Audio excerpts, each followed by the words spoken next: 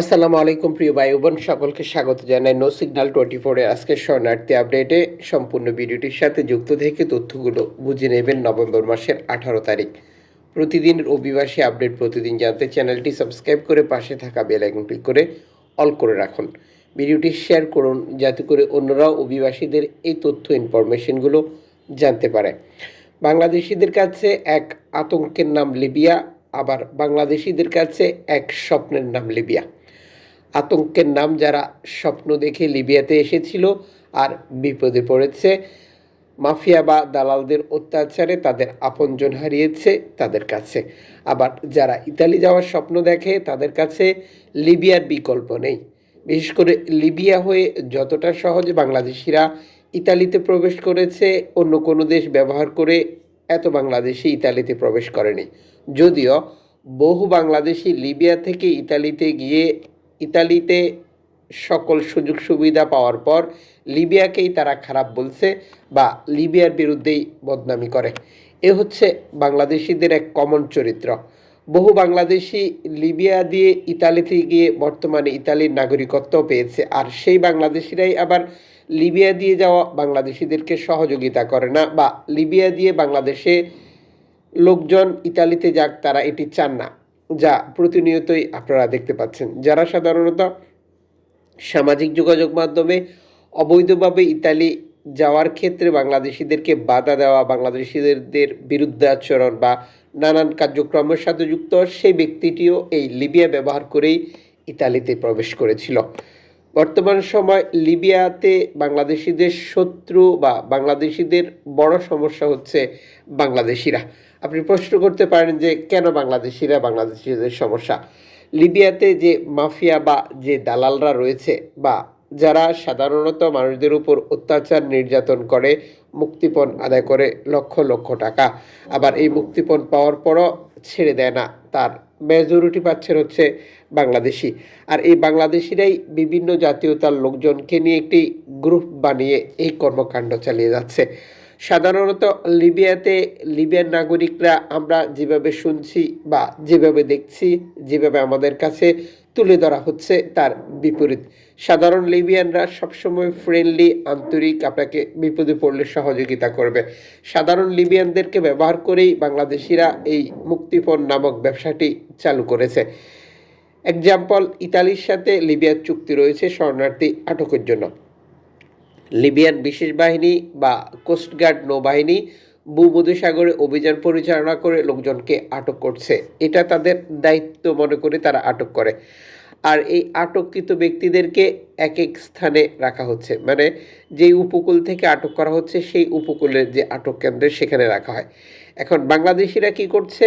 একজন লিবিয়ানের সাথে পরিচয় বা তার সম্পর্ক রয়েছে, সেই লিবিয়ানকে 10 জন বাংলাদেশিকে ছাড়ানোর জন্য 1 লাখ করে টাকা দিয়েছে বা 50,000 টাকা করে টাকা দিয়েছে যে আমার এই লোকগুলোকে ছাড়ানোর দরকার, বা তারা ঠিক এভাবে এসে বিপদে পড়েছে। তখন পর্যন্ত তার স্বপ্ন উদ্দেশ্য সব ঠিকই ছিল যে সে এই লোকগুলোকে জেল থেকে বের করছে, কিন্তু বের করার পরে তার ঘটনা বদলে গেছে। বের করার পর ঘটনা কীভাবে বদলে গেছে, এরপর সেই এই লোকগুলোকে আটক করে রেখে বাংলাদেশে তাদের পরিবারের সদস্যদের কাছ থেকে 5 লক্ষ থেকে 10 লক্ষ, কিছু ক্ষেত্রে 15 লক্ষ বা 20 লক্ষ টাকা পর্যন্ত হাতিয়ে নিচ্ছে। তাহলে এখানে টাকাটা কে নিল? ওকে ফাইন, আপনি একজন বাংলাদেশি, আপনি বাংলাদেশের উপকার করবেন। আপনি বাংলাদেশিকে অফার করেন যে আমি তোকে বের করতে আমার 1 লক্ষ টাকা করে লাগছে, আমাকে 20,000 টাকা বেশি দাও, বা আমাকে 30,000 টাকা লাভ দিতে হবে, 50,000 টাকা লাভ দিতে হবে। বিজনেসের একটা পলিসি। কিন্তু না, বাঙালি সেটা করবে না। বাঙালি করবে, বাঙালির আরও বেশি চাই। আর এই আরও বেশি চাইতে গিয়েই বহু পরিবার নিঃস্ব হয়ে যাচ্ছে বাংলাদেশে। কেউ বিটিমাটি বিক্রি করছে, কেউ ধার দেনা করছে, কেউ সুদের উপরে নিচ্ছে, কেউ একবারে অসহায় হয়ে আত্মসমর্পণ করছে, সন্তানকে উদ্ধার করতে পারছে না। এই পরিস্থিতির জন্য আপনি কাকে দায়ী করবেন? অবশ্যই আপনাকে দায়ী করতে হবে বাংলাদেশিকে। কিন্তু না, আপনি বাংলাদেশিকে দায়ী করছেন না, আপনি দায়ী করছেন লিবিয়াকে বা লিবিয়ার পরিস্থিতিকে। অথচ চরম বাস্তবতা, আমরা বাংলাদেশির দ্বারাই শিকার হয়েছি, আর বাংলাদেশি আমাদেরকে ঠিক এভাবেই বিপদে ফেলেছে। এটার সাথে সংশ্লিষ্ট রয়েছে বাংলাদেশের বহু ডিস্ট্রিক্টের লোকজন। যাদের নাম অনেকেই জানে, আবার অনেকে জানে না, আবার অনেকে সামনে থেকে এই কাজ করছে, অনেকে পেছন থেকে কাজ করছে। টোটাল প্রক্রিয়াটি হচ্ছে বাংলাদেশিরা লিবিয়াকে তার কোটিপতি হওয়ার জন্য একটা অভয়ারণ্য সৃষ্টি করেছে বা তৈরি করেছে। আর এই প্রক্রিয়াতেই মূলত বর্তমানে বাংলাদেশিদের ইতালি যাওয়া যেমন বিপজ্জনক হয়ে উঠেছে, তেমনি লিবিয়াতে থেকেই নিঃস্ব হয়ে যাওয়া পরিবারকে পথে বসানোর মতো ঘটনাগুলো ঘটছে। এ সকল পরিস্থিতিতে আমরা বলবো, যারা এই অবৈধ প্রক্রিয়া বা অবৈধ পথ ব্যবহার করে ইতালিতে যাওয়ার চেষ্টা করেন বা করছেন, আপনি সর্বোচ্চ চেষ্টা করবেন লিবিয়াতে যাওয়ার পর কোনো বাংলাদেশির সাথে যোগাযোগ না করা, কোনো বাংলাদেশির সাথে কোনোভাবে আলোচনা না করা। কারণ আমরা অগণিত ঘটনা দেখেছি, বাংলাদেশির অবস্থান শনাক্ত করার পর সেই বাংলাদেশি আরেকজন বাংলাদেশিকে কিডন্যাপ করেছে, আটক করে রেখেছে, তার পরিবার থেকে মুক্তিপণ নিয়েছে, অথচ সে টোটালি লোক নেওয়ার সাথে বা লোক পাচারের সাথে জড়িত নয়। মানে বাংলাদেশিরা ইনকামের জন্য বাংলাদেশিদেরকে দোকানের একটি প্রোডাক্টের মতো করে মনে করছে। আর আপনি যদি অবৈধভাবে ইতালিতে যেতে চান লিবিয়া হয়ে বা আপনার লোকজনকে পাঠাতে চান, তাহলে আপনাদেরকে যেটা করতে হবে, যত কাছের লোক দ্বারা এই কাজটা করবেন আপনি, ততই আপনার জন্য সেফটি এবং নিরাপদ।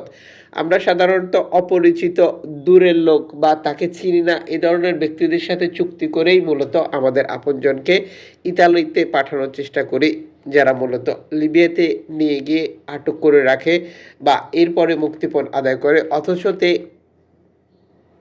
গেম কি বা কিভাবে লোক পাঠায় এটি জানেই না। তার স্বপ্ন বা উদ্দেশ্যই ছিল লোককে আটক করে সে টাকা উদ্ধার করবে এবং কোটিপতি হবে। আর এটি ধারাবাহিকভাবে বৃদ্ধি পেয়েছে।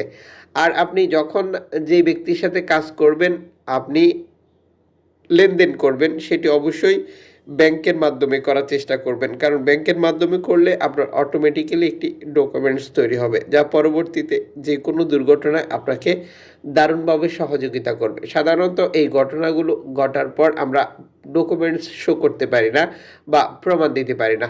এই প্রমাণ না দেওয়ার কারণেই মূলত সেই লোকগুলো বেঁচে যায় বা তাদেরকে ধরার খুব একটা সুযোগ তৈরি হয় না। এদিকে রেকর্ড সংখ্যক অভিবাসী স্পেনে প্রবেশ অব্যাহত রেখেছে। গতকালও স্পেনের ক্যানারি দ্বীপপুঞ্জ, ব্যালিয়ারিক দ্বীপপুঞ্জ সহ ছোট ছোট উপত্যকা বা দ্বীপগুলোতে অভিবাসীরা প্রবেশ করছে। এই স্পেনে যাওয়ার প্রক্রিয়াতেও বাংলাদেশিদেরকে অনুরোধ করব, আমরা সাম্প্রতিক সময় লক্ষ্য করেছি বহু মাফিয়া বা বহু দালাল আপনাদেরকে বলছে যে স্পেনে প্রবেশ করিয়ে দিবে, যেহেতু মরক্কো থেকে বর্ডার রয়েছে। আমরা যে গেমগুলো দেখি এগুলো মূলত নাইজেরিয়া, মৌরিতানিয়া, সোমালিয়া, সেনেগাল সহ বিভিন্ন দেশ থেকে আটলান্টিক সাগর পাড়ি দিয়ে হয়। মরক্কো থেকে স্পেন যাওয়া অনেক কঠোর বা কঠিন।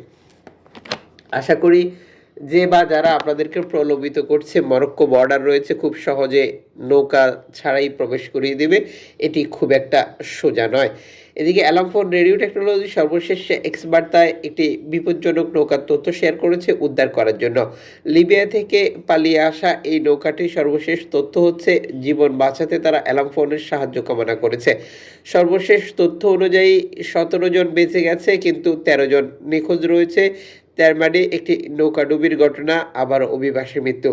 আল্লাহ জানে কার আপনজন হারিয়েছে, কার মৃত্যু হয়েছে। অ্যালামফোনের সর্বশেষ তথ্য অনুযায়ী ভূমধ্যসাগরে চলতি বছরও রেকর্ড সংখ্যক শরণার্থী নিখোঁজ রয়েছে। মূলত এই তথ্যটির মূল কারণ হচ্ছে যে নিখোঁজ ব্যক্তিদের মৃতদেহ খুঁজে পাওয়া যায় না, যে কারণে তাদেরকে নিখোঁজ হিসেবে দেখানো হয়, অথচ যারা মৃতদেহ উদ্ধার করতে পারে তাদেরকে মৃত হিসেবে ঘোষণা করা হয়। গত কয়েকদিনে আমরা বেশ কয়েকটি নৌকা বিপদে পড়ার তথ্য দেখেছি ভূমধ্যসাগর, বিশেষ করে লিবিয়া থেকে ছেড়ে আসার পর। আবহাওয়া পরিস্থিতি খারাপ থাকার কারণে এই ঘটনাগুলো ঘটছে বলেই বিশ্লেষকরা মনে করে। এ সময় গেম দেওয়া থেকে বিরত থাকতে হবে। যারা গেমের কাজ করে তাদেরকেও আরও সতর্ক, আরও সচেতন হতে হবে, না হয় একই ধরনের ঘটনাগুলো বৃদ্ধি পাবে।